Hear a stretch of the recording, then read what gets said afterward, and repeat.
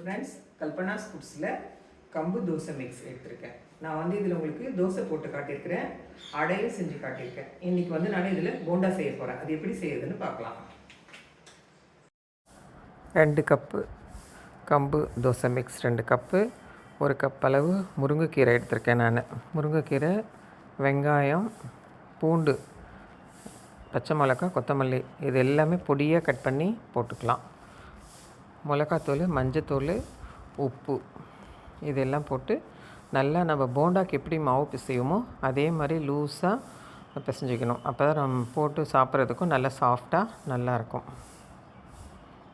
வடை சட்டியில் எண்ணெய் வச்சுட்டு ஒன்று ஒன்றா போடணும்.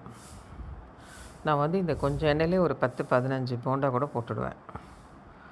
நம்ம ஃபுல்லாக போட்டு விட்டுட்டு நம்ம அடுத்த வேலை எதனா கூட போய் செய்யலாம். செஞ்சு முடிச்சுட்டு வந்து அப்புறம் திருப்பி விட்டோம்னா அப்படியே ஒன்று போல் ஒன்று அழகாக வெந்திருக்கும்.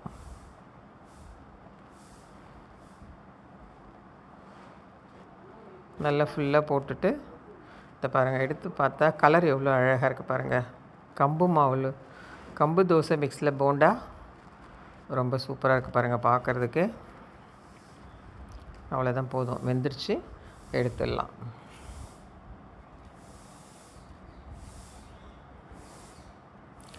பாருங்கள், கம்பு மாவில் தோசை போட்டோம், அடை போட்டோம். இப்போ வந்து போண்டா. எங்கள் வீட்டில் போண்டா ஓகே சூப்பராக இருக்குதுன்னு எல்லோரும் சொன்னாங்க. நீங்களும் ட்ரை பண்ணி பார்த்துட்டு எப்படி இருக்குதுன்னு சொல்லுங்கள்.